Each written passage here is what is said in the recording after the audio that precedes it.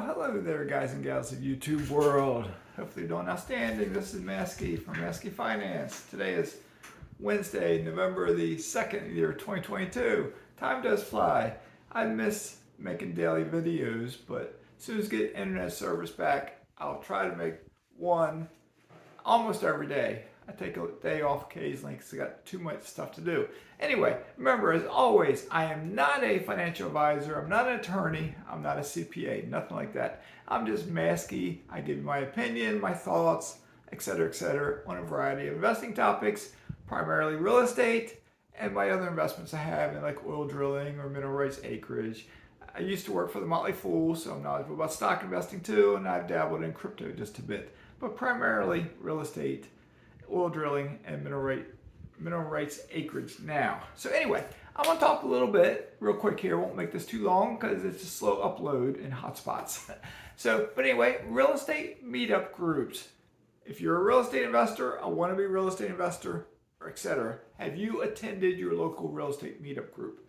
Okay, I encourage you to do so. Every area, to my knowledge, has one.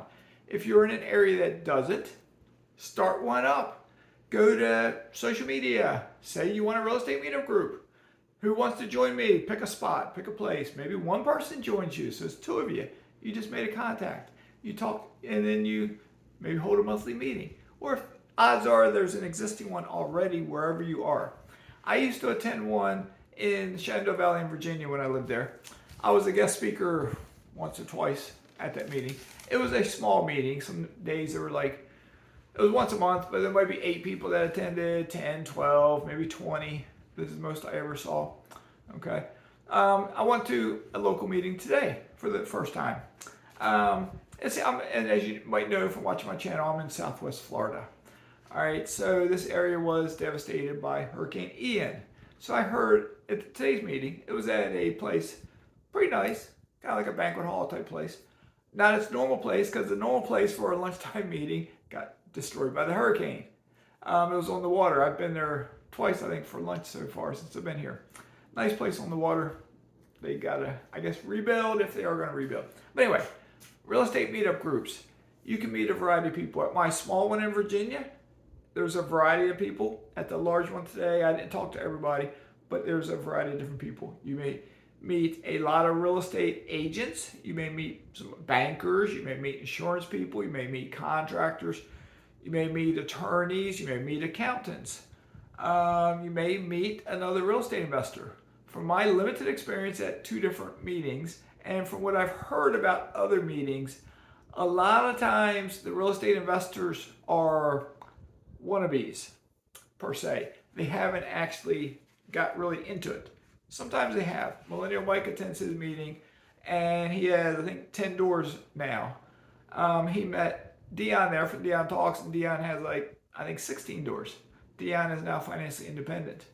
All right, but it seems like I've heard, I could be wrong, at their meeting, they're in Washington State. At their meeting, they get a lot of people, but a lot of them are beginners in real estate, and Dion is like the financially independent guy, and Mike is like, ooh, 10 doors. And for me, in my Virginia one, I was financially independent there, and most other people had 1 or 2, maybe 3 doors, if any. Okay, but you will also meet potentially people that might have some money, hard money lenders or private money lenders, but you'll build your net worth. Your network is your net worth. Your net worth is your network.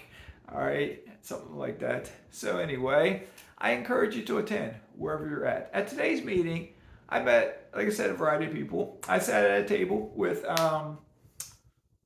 2 females, 2 guys. There's 5 of us there. The 2 guys I talked to more so than the 2 females, and one's a property manager in this area. The other one is an investor. He has a rental property in this area, and he actually lives up in, so we say Illinois. And I told him I got several rental properties up in Chicago. I got others up in Northwest Indiana, the Gary area, more specifically. I talked to a couple people early on where I got added to their contact list. I talked to someone when I was leaving the meeting who told me they're a real estate investor. They have periodic Zoom calls, so I'll be added to their Zoom call list.